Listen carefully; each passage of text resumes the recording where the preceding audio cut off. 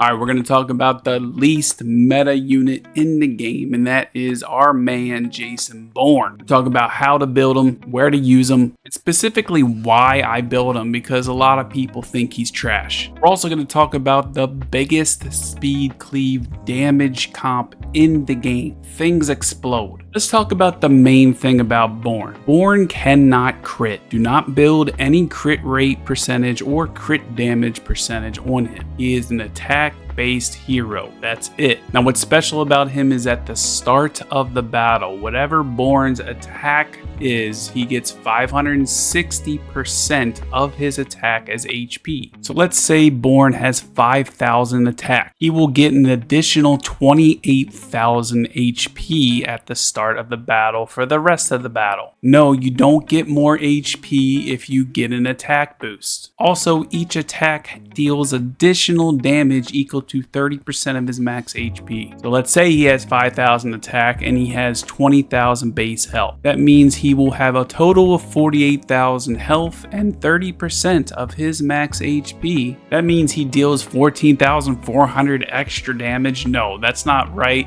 I don't know what the deal is with that, but that is totally incorrect. I would like some more definition on this actual part of his passive. Now, if it's 30% of his base max HP, so 20,000, that would be 6,000 extra damage. I could see that. XD, please clarify this. Anyway, on his basic attack, he heals for 100% of the damage dealt. So for example, if he deals 9,000 damage, he gets healed for 9,000. So here's the deal with his third skill. It deals damage to all enemies, stripping now 2 buffs after the patch. For every enemy that's defeated, so if there's only 3 enemies left on the field. After his AoE skill, he will then launch 1 more extra hit. So if you can kill an enemy really quick right off the bat, this will actually benefit you. This third skill actually ignores target's passive skills. So for example, if you are fighting a Hoyan, when she dies, she will not apply a soul ward. For the 5 or 6 times I've actually seen a Hoyan, this has happened and it automatically kills her. So he has a very distinct and unique kit. One thing I would love is I wish his basic attack actually was AoE like it was with Plume. I feel like that would actually help him be a little bit more usable, but I still use him. He is usable to me. And the reason I do use him because I'm free to play, and like for RTA, for example, Summit Arena, like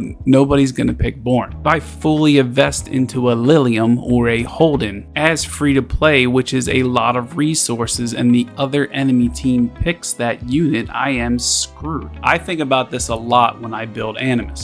Where can you use Bourne? That's a great question. Do I use him anywhere in Grim Pursuit? No. Do I use him in any thresholds? No. However, I have used him as a secondary damage dealer in Doki Doki in the past. Like if you can't clear the first wave on the first attack, hell, I've actually done this where I use like one damage dealer and then I use another damage dealer, and it's really just depends on your team comp.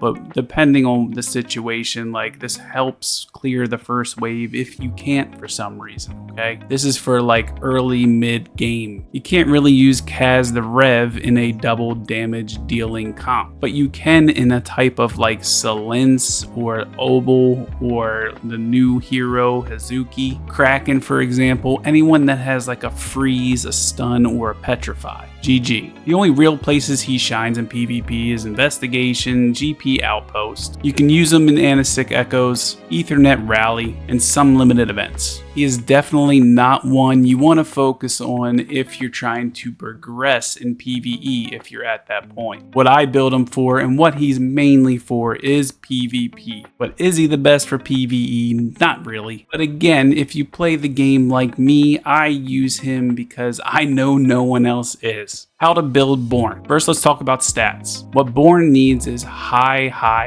attack. Second, you go for high speed. Third is HP. Fourth is effect accuracy. All in that prioritized order. I've built a couple different builds for Bourne to see his maximum damage potential. One is a full onslaught swift raid build, 5,500 attack. Also with the shell count to give him 1,000 extra attack. The damage is pretty significant, however, when you're dealing dealing with enemies that have bloodbath, it's just not enough. But with this build, you don't really need to worry about your team comp. This is a self-sustainable build that you can pretty much bring him in anywhere. Now what does a little bit more damage is a count build with momentum as the plus 12. With 500 less attack, he puts out way more damage, but with this build, you need a maximum of 6 debuffs. What I recommend actually for Bourne is Sword 7 with plus 12 momentum. This is by far the craziest amount of damage I've ever seen. And I'm talking like 75,000 damage. With Sword 7, you obviously need a crowd control unit. I'm going to show you the power of Sword 7. And if you can make this comp work, you bring in KAZ the REV for a AoE sleep, which makes the enemies get 25% even more damage. We're talking 111% more damage. So here we go. I'm just going to show you how this works. Bloom will go first with the AoE defense down, the strips if the enemy has it. Then we have Freya going with the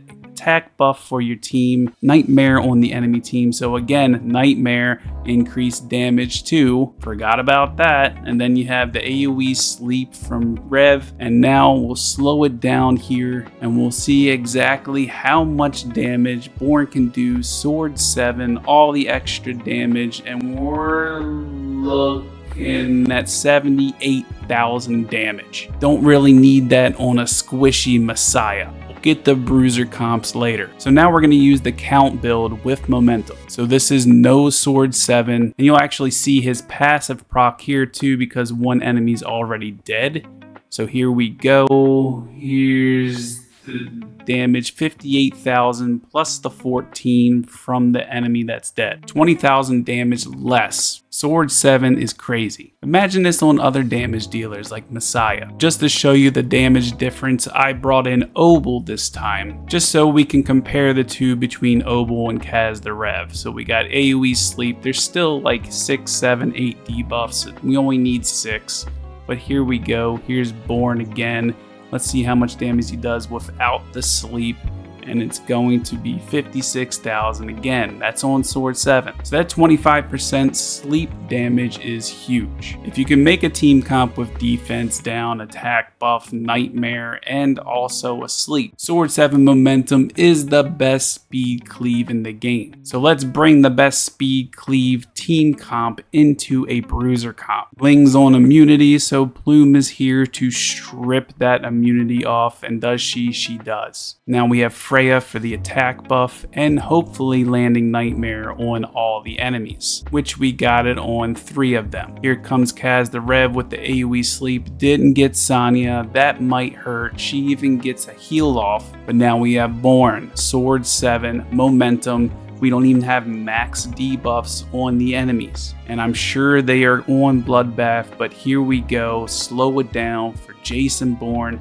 Wipe them down. Hey, wipe them down. Hey, wow. Even through bloodbath with 3 debuffs, Bling almost died. Was that close? They are able to res Tiamat like once, or actually even twice, I think. But lo and behold, we get the Sania, and it's GG after that. Good game. And again, this isn't just Jason Bourne. This comp is awesome. Sword 7 momentum on an SR unit. Our Chad, Mr. Gray. And I just want to mention with Sword 7, it's a 2-turn buff. So even with Gray crit rate buff to himself and the whole team, he still has that extra damage from Sword 7, even on red reason units. GG. KAZ the REV, momentum with 6 debuffs, and Sword 7. An amazing trio for speed cleave. Like I said in the last video, I'm going to be focusing heavily on PvP this season, and you'll be seeing Bourne a little bit more often. And I still have improvement to do. I still need to max his S1. Skill priority is definitely skill 2 first, then skill 3, and then S1. Lastly, we've talked about shells, but there's a lot of different shells you can use. Sword 7, depending on your team comp, definitely the best. If you're not using a Sword 7 type of team, then count for that one shot. Codex of Magic is honestly my third. Being able to do that third skill twice when you might be able to kill 1 or 2 enemies, and then using that Codex again, because if 2 enemies die, that means there's 2 extra hits for that AoE. And my fourth recommendation is Dark Moon. That's what everybody recommends. I understand. You can do really good damage on 1 enemy right off the bat, but in my opinion, it's the least of the 4. Matrix sets, again, it depends on your shell, but in my opinion, Momentum is the best, followed by Onslaught. Swift Raid for that 6 set. Bulwark is actually nice for an 8 set. That's it for today's video. Tell me who you want to see next in the How to Build series. I haven't done these in a while. I'm sorry. I'm limited on time on doing videos, okay? If you end up liking this video, make sure to hit that sub button, hit the like button, hit that bell so you know when I post a video. I'll see you in the next one. Peace.